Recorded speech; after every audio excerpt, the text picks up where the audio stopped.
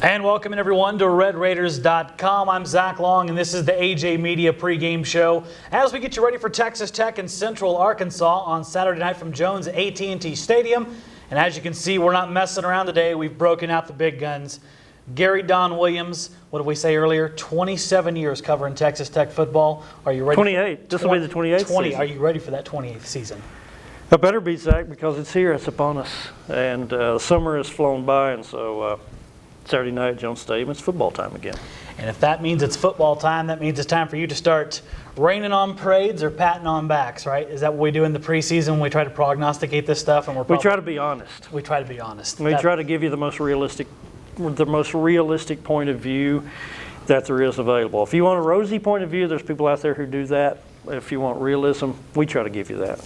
Well, on that note, let's get right into it. I'm going to start first with a tough question. Biggest concern for Texas Tech going into this season opener?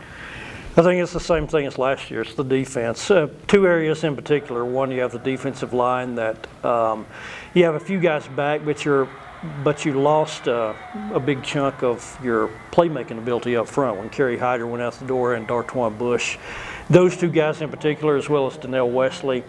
You have all the JUCO transfers that people are hoping will be very good. None of them, it looks like, are in the starting lineup on opening night. A couple of them are in the two deep.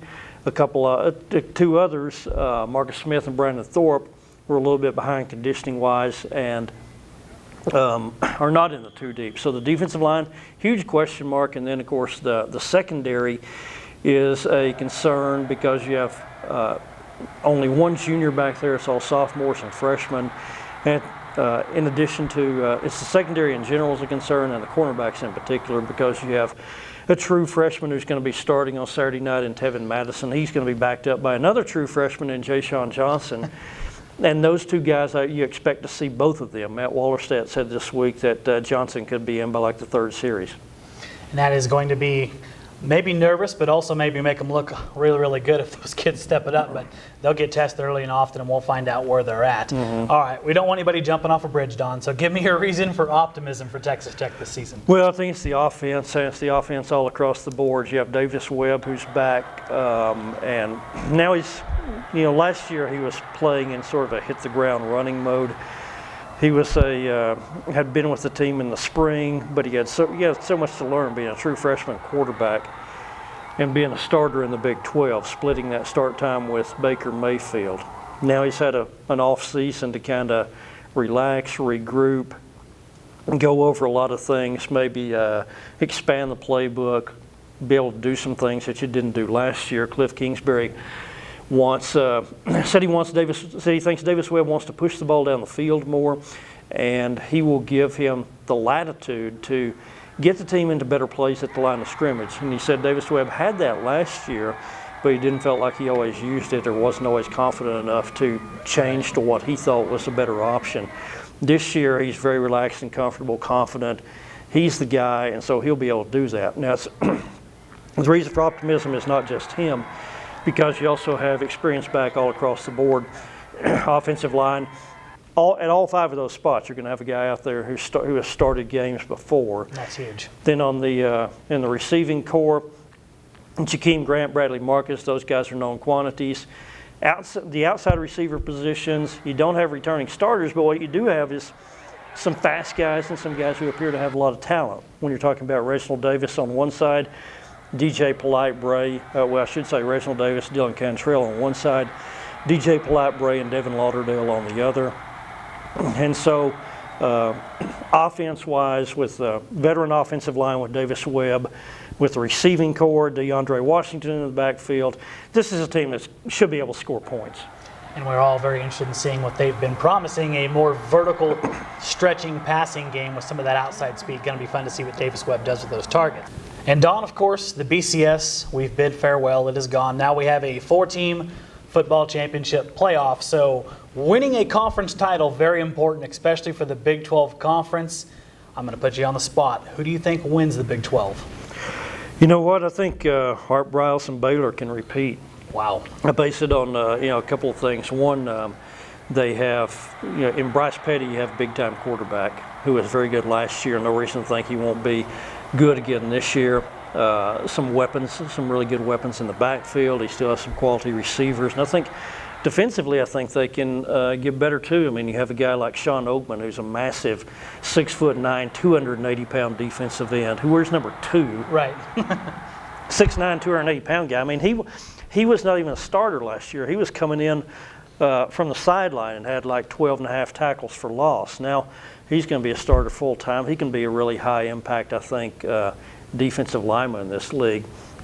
Oklahoma, of course, gets a lot of support, but I'm not sure how good the Sooners' defense is going to be, and I'm not sure week to week, for as good as the quarterback was last year in the bowl game, I'm not sure if Trevor Knight, what's his consistency level going to be on a week-in, week-out basis. That's where I think, Baylor has the edge between those two with Bryce Petty when you're talking a big veteran quarterback who's done it before versus a young guy who's trying to show is he the real deal after that bowl performance that he had to end last season.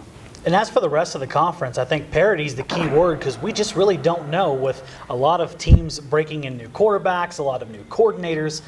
In the grand scheme of things, Don, where do you see Texas Tech falling in this conference order? Well, I think they're picked about right now.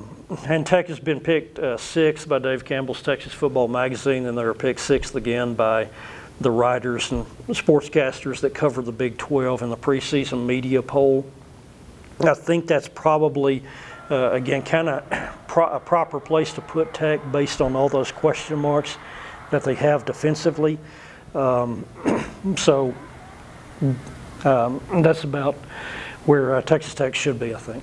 So, Don, what you're telling me here, you're looking at what, an 8-4, 7-5? Is that kind of what you expect out of Tech this year? Honestly, I think about 7-5, maybe 6-6. I think 7-5 if things go really well, and this team cannot afford injuries, but particularly on the offensive side of the football, because that's what your bread and butter has to be every week. You have to be able to roll out there and score, 35 points. Right. You have to be able to score, I think, 28 points against good defenses, and you have to be able to score, really roll it up in the 35-42 range against teams with suspect defenses. Is Tech capable of more? Sure. Yeah. I mean, if a couple of those defensive linemen turn into really big-time players for you, that changes a lot. If the secondary plays,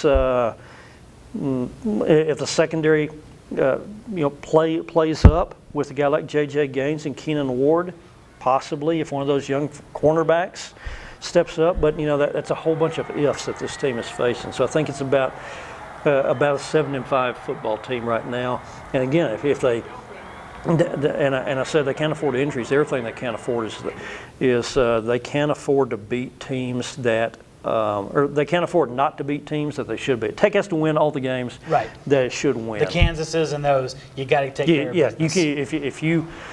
If you get upset by a lower team in the conference like a KU, like a West Virginia here at home, then that record could be more toward 500. Yeah, which no one wants to see because there's a ton of enthusiasm, season tickets sold out and all that. And of course, we're going to get a lot of mystery revealed to us on Saturday night when Texas Tech takes on Central Arkansas. Don, we know some FCS teams have run some FBS parties in the past few years. I don't see that happening here. What do you see from a score standpoint with Central Arkansas and Texas Tech? Well, I think it's not a bad Central Arkansas team. They went 7-5 last year. They finished above 500 in the Southland Conference. But I think this is a game that if you're Texas Tech, again, we talked about the offense. You go out there and score 49 points. Right.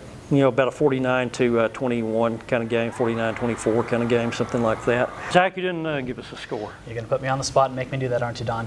Not like it's a difficult game to pick. I think Tech's going to try to break the scoreboard. I really do. I think a lot of confidence oozing from Davis Webb all through the fall workouts and through the press conferences. I think they're going to play with some of their new toys on the outside. I look for a little bit out of hand here. I could see something like maybe a 62-21 game really get out of hand. Maybe some of the other scoring come late from Central Arkansas, but I think Tech will put 60 up on the board. And the folks are like that. I think they're capable for sure. And like I say, not only with what Texas Tech has offensively, but also the fact that Central Arkansas kind of a new a program with a new coach. Absolutely. We will find out though on Saturday night, 6 p.m. Jones AT&T Stadium when Central Arkansas and Texas Tech kick off. we have a ton of coverage for you over at LubbockOnline.com and RedRaiders.com.